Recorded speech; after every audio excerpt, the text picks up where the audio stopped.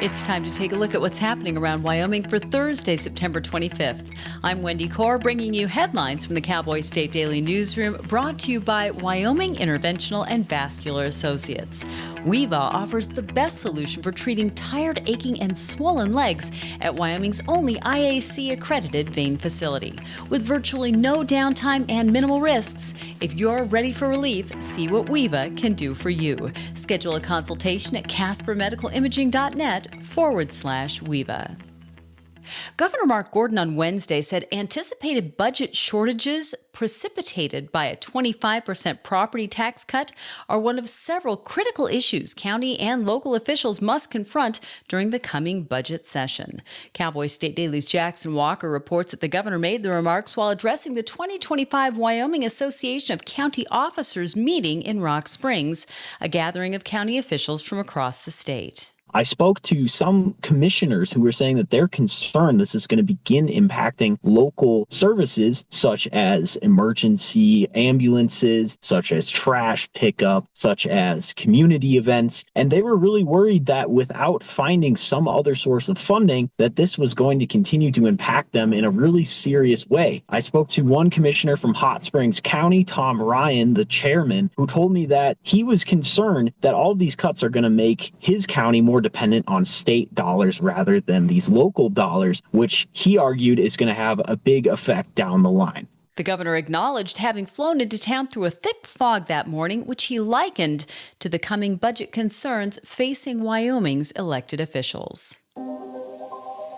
In 2021, when YouTube announced that it was censoring anti-vaccine content, Scott Clem had a vague sense of a brewing conspiracy and that something wasn't right. What the former Wyoming representative said on Facebook at the time was that YouTube's new policy was, quote, the end of free speech. According to the information available at the time, he was wrong, but on Tuesday, Alphabet, the company overseeing YouTube and Google, took accountability for caving to government pressure. Cowboy State Daily's Claire McFarland spoke to Clem about his hunch. Back in 2021, Scott Clem, a former Wyoming state representative, posted that YouTube's new COVID and election censorship policies were the end of free speech. And Cowboy State Daily, we were quick to correct him, like, no, private platforms can do what they want. I circled back to Scott Clem on Wednesday, like, okay, so you intuited that this was a free speech issue when we were around to critique you. What do you have to say today? And he said, yeah, I kind of thought the government was behind it all along. Clem told Cowboy State Daily people should still be vigilant to defend freedom of speech, no matter which party is in power. A nuclear fuel manufacturing company explained Wednesday why it required non-disclosure agreements with Gillette city officials before discussing a proposed facility that could bring more than 200 jobs to Campbell County. Cowboy State Daily's David Madison reports that the public is concerned about the secrecy surrounding the discussions between the company and the city. There's been a controversy in Gillette over whether or not the city and other officials were doing things behind closed doors that the public should know about when it comes to BWXT coming to Gillette. BWXT wants to clear the air around that. They're having a public hearing on Tuesday next week, and they want to introduce themselves to the town and really explain their ambitions. They want to build TRISO fuel, and TRISO fuel could be the fuel of the future if you really believe in small nuclear reactors and micro reactors. And so the public, if they have questions, here's a chance for them to be answered and to learn more about what could be an opportunity to bring as many as 200 high-paying jobs to Gillette. Joshua Parker, Director of Business Development for BWXT Advanced Technologies, said the company needed confidentiality agreements to protect commercially sensitive information about the size and scope of its proposed TRISO fuel fabrication facility. Track inspectors are just one of the many cogs in the safety wheel that keeps railway cars moving across the tracks across Wyoming.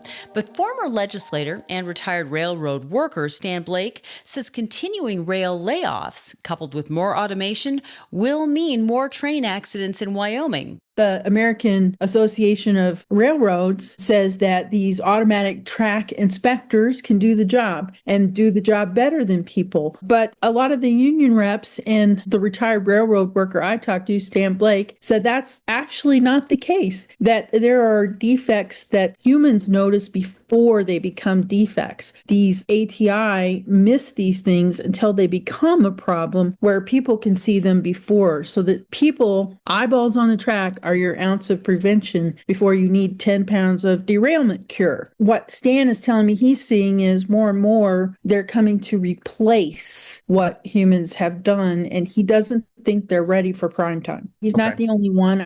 The Association of American Railroads has asked to waive more than 80 railroad safety regulations, all at a time when the industry has dramatically reduced workforce levels by more than 30%. I'll be back with more news right after this. You never know what's going to happen. Without insurance, we could lose everything that we have. First State Insurance is here to help protect you and your livelihood. We protect the most important things in your life. What I appreciate about First State Insurance is for someone to have my back when we have a claim. First State Insurance looks forward to growing in our surrounding communities. On Wednesday, Governor Mark Gordon told Cowboy State Daily that he remains a proponent of wind energy developments in Wyoming, but recognizes constituent concerns. Cowboy State Daily's Jackson Walker reports that the governor explained the issue is like walking a political tightrope as he and other government leaders try to balance the state's energy needs with residents' desire to keep Wyoming the way it is. While the governor said that he's in favor of energy developments here in Wyoming, he recognizes pushback from locals on issues such as wind developments that can sometimes become an eyesore. Now, he said he's in favor of energy in the state, but specifically mentioned how minerals such as oil and gas are certainly more preferable sometimes in some of these cases to wind. However, he argued that some of these local jurisdictions don't have many other ways to make money on their own other than leasing some of their land to these wind developments. The Trump administration has been a vocal opponent of wind turbines, while in Wyoming, a wind farm project voted down in Laramie County earlier this month continues to stir debate.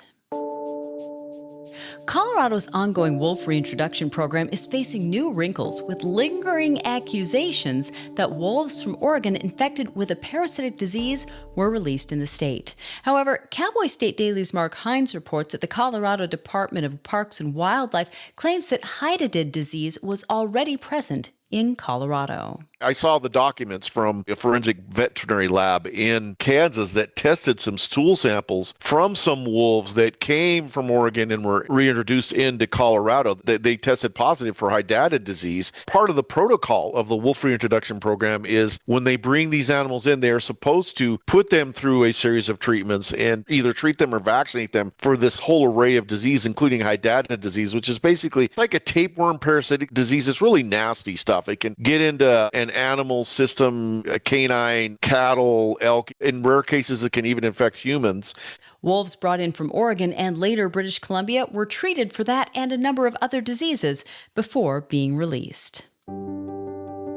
Jackson photographer Savannah Rose already has a portfolio filled with once-in-a-lifetime shots of Wyoming's wildlife, but an image she captured this week has already drawn the admiration and envy of wildlife photographers worldwide.